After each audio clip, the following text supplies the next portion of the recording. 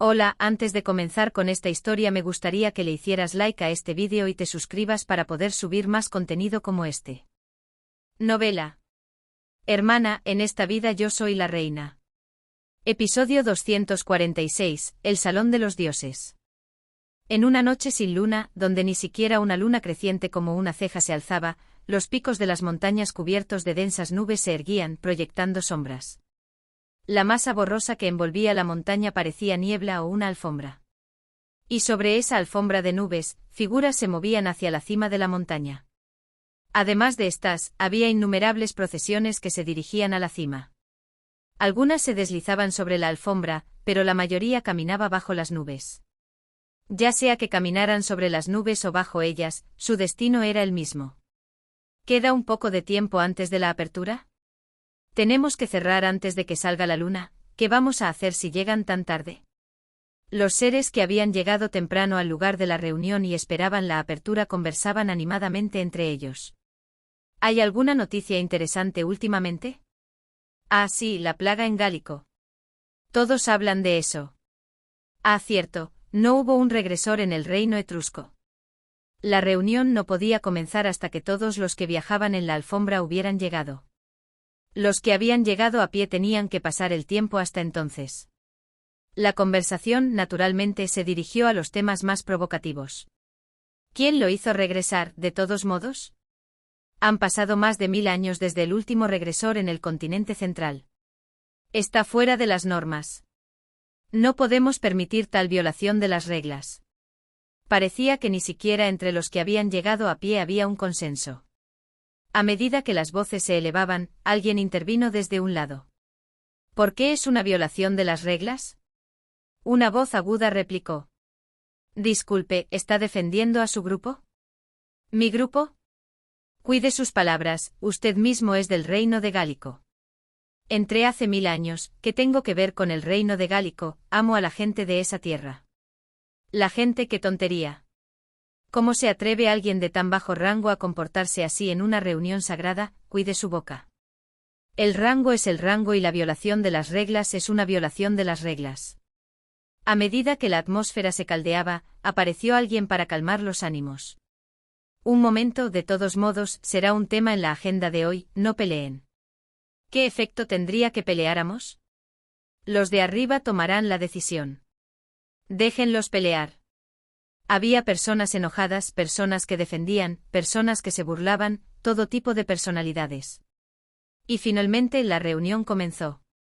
Se abre la 1127 reunión de la 25ª semivida de Aperta Acules. Las voces que susurraban cesaron de repente. La enorme sala de reuniones, construida con mármol blanco, estaba dividida en un piso superior y uno inferior. La declaración de apertura fue hecha por una figura que apareció en el piso superior. Aleteando sus alas blancas, continuó con la presentación de la agenda después de la resonante declaración de apertura. Presento el primer punto de la agenda. El comienzo de la reunión siempre trataba de lo mismo: informes sobre la dotación de personal nuevo, el estado del suministro de almas, el monitoreo del estado del ciclo de la reencarnación y las tareas diarias. El incidente que captó la atención de todos solo se presentó como un punto de la agenda en la última parte de la reunión, cuando todos empezaban a bostezar de aburrimiento. Presento el quinto punto de la agenda. El problema de la peste negra que se ha extendido por el norte del continente central. Después de compartir el título del punto de la agenda, siguió una presentación sobre el problema. Según el destino predeterminado, esta peste negra debía desembarcar solo en el sur del continente central, extenderse únicamente por la península de Etrusco y las islas costeras, y luego terminar. Sin embargo, inesperadamente ha avanzado más allá del centro del continente central, llegando hasta el norte y causando estragos. Antes de que terminara la presentación del punto de la agenda desde lo alto, desde abajo se escucharon quejas y protestas. ¡Qué inesperado! Es por el regresor. Castigo, ¿saben cuántas personas en el norte del continente central ha matado ese único humano? Castigo, también sanciones para los responsables que no pudieron detenerlo. La ira de los seres con base en el reino de Gálico era particularmente intensa. Sin embargo, las otras regiones, especialmente los seres con fuertes lazos con el Imperio Moro, que constituían la gran mayoría, parecían indiferentes o solo ligeramente curiosos, y los que tenían vínculos con Etrusco defendían desesperadamente al regresor. También había quienes simplemente defendían el sistema. Normalmente la historia no cambia tanto por un solo regresor, como podría el Comité de los 30 haber gestionado todo eso. El castigo solo puede imponerse después de que haya terminado el tiempo del juicio, y se hayan sopesado las buenas y malas acciones. El tiempo asignado a este regresor aún no ha terminado. No debemos intervenir ahora, no tenemos la autoridad. Las opiniones desde abajo eran diversas. Sin embargo, la decisión final siempre la tomaba el Comité de los 30 en lo alto. TSK, qué ruidosos son los que no tienen derecho a voto. El dios de la guerra, envuelto en llamas ondulantes, chasqueó la lengua. Tenga respeto por los demás. Cualquiera de los de abajo puede ser reemplazado por usted en cualquier momento. Ah, sí, señor. Un erudito vestido con una toga blanca reprendió al dios de la guerra, quien lo ignoró. Un gigante con callos en las manos, que solo había estado escuchando frente a ellos, miró a la asamblea y propuso. Aunque el principio es que no podemos intervenir hasta que termine el tiempo del juicio, por lo que he oído, el daño en el norte del continente central parece ser considerable. El dios de la guerra espetó con indiferencia.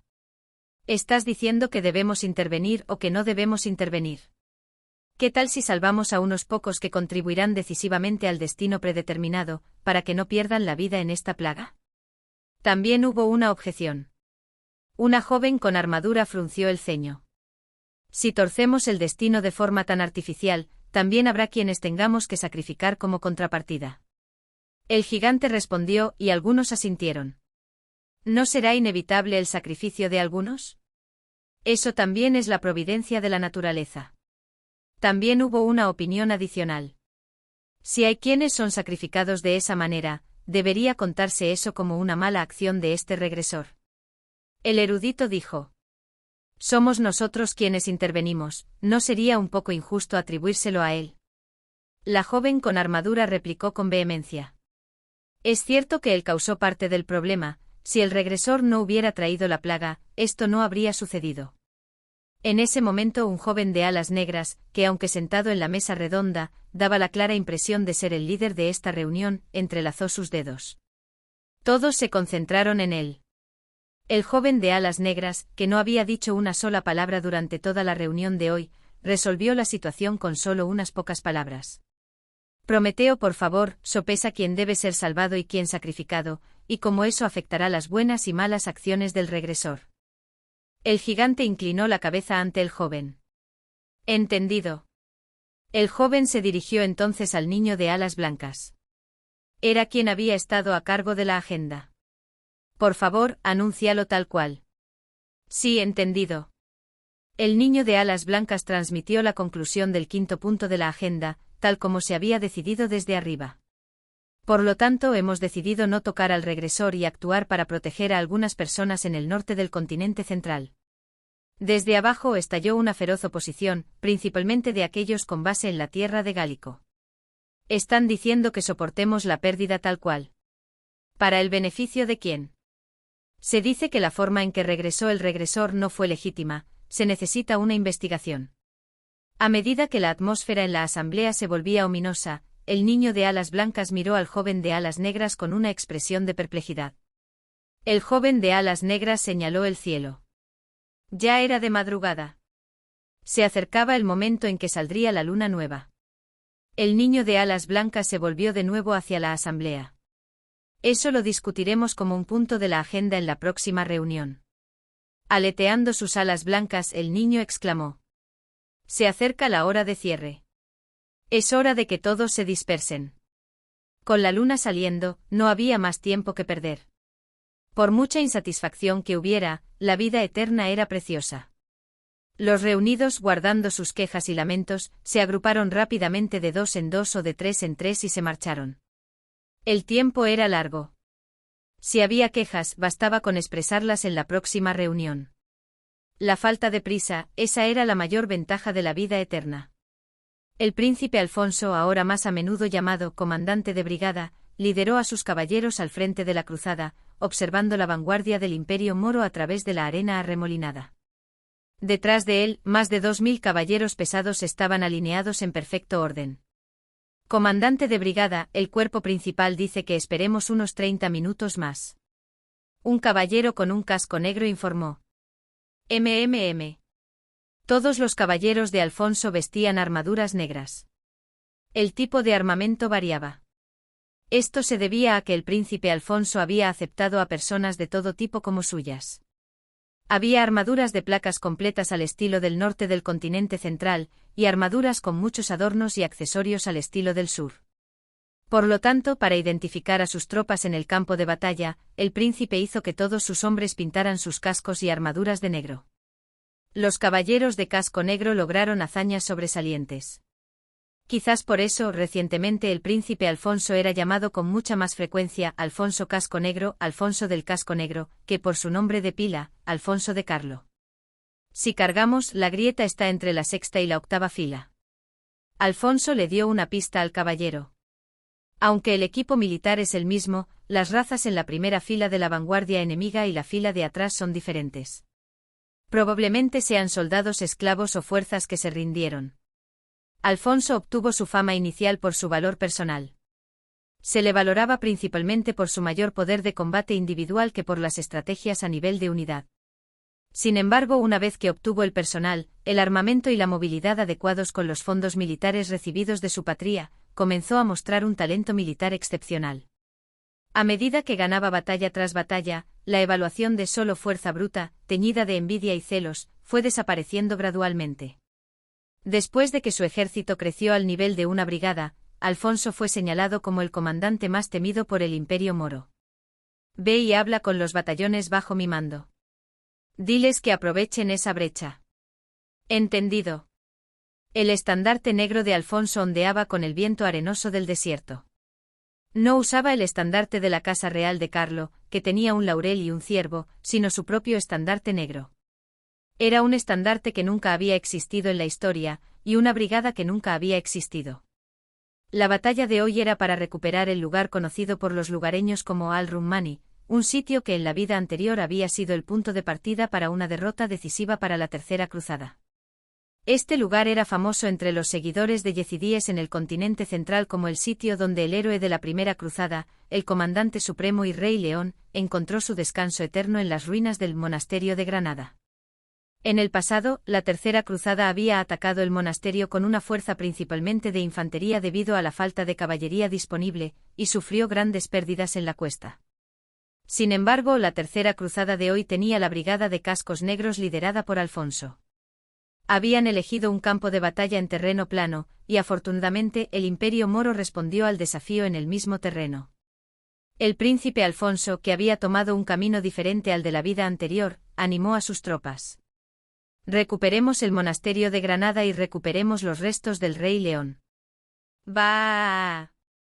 Su voz resonó por todo el campo de batalla. Si tomamos ese lugar, tendremos un punto de apoyo estratégico para conquistar la Tierra Santa desde las alturas. ¡Guau! Volvamos victoriosos. ¡Bah! Los caballeros golpearon sus escudos con sus espadas, respondiendo con gran entusiasmo. La Tercera Cruzada estaba destinada a sufrir una gran derrota en la batalla de hoy, con el gran duque de Oldenburgo herido retirándose del frente, enfermando y muriendo, y la Tercera Cruzada regresando con las manos vacías y sin ganancias significativas. Pero la Tercera Cruzada actual cuenta con la unidad de cascos negros, que no existía antes, y con el valiente comandante Alfonso Casco Negro. Y en el diccionario de Alfonso, no existía la derrota.